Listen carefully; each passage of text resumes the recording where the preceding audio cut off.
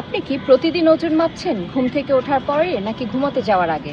ওয়েটটা সায়েন্টিফিক ওয়েতে মেজার করা হচ্ছে কিনা? Fitness journey one of the important component হচ্ছে ওয়েট ট্র্যাকিং। চলুন আজকে জানি আমরা আইডিয়াল নিয়মে কিভাবে ওজন মাপতে পারি।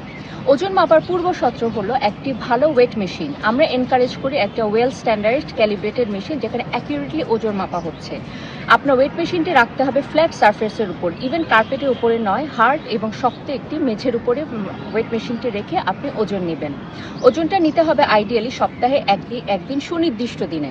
যেদিন আপনি মাপছেন প্রতি সপ্তাহে ওই দিন আপনি ওজন মাপবেন। আমরা প্রতিদিন কেন ওজন মাপাটা ডিসকারেজ করি? কারণ প্রতিদিন ওজন মাপলে 0.5 থেকে 2 কেজি পর্যন্ত ভ্যারিয়েশন হতে পারে, যেটা ডিপেন্ড করে আপনার হাইড্রেশন, কতখানি লবণ খাচ্ছেন, হরমোনাল ব্যালেন্স এগুলোর উপরে।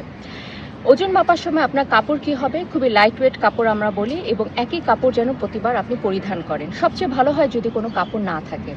ওজনটা কোন সময় নেবেন? সকালে ঘুম থেকে উঠে আপনার বাথরুম ক্লিয়ার করার পরে, কোনো কিছু খাবার গ্রহণের পূর্বে, ইভেন ওয়াটার। তাহলে আপনি কি করতে পারেন? আপনি কোনো একটা দিন ঠিক করতে পারেন যে প্রতি বৃহস্পতিবার শুক্রবার আমি ওজন মাপবো। আপনি সকালে ঘুম থেকে উঠলেন, বাথরুমে গেলেন, বাথরুম ক্লিয়ার করলেন, বাথরুমে মেঝেতেই আপনি ওয়েট মেশিনটা রেখে কাপড়টা খুলে আপনি ওজনটা নিলেন।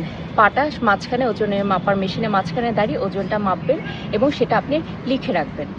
ওজন মাপার আরেকটি টিপস হলো আপনার আগের রাতে যেন হেভি মিল, অ্যালকোহল অথবা ইন্টেন্স ওয়ার্কআউট না হয়। অ্যাটলিস্ট আমরা এটা 12 আওয়ার্সে গ্যাপ দিতে বলি। আমরা আমাদের ওজন সম্পর্কে সচেতন হই, ভালো থাকি। ধন্যবাদ।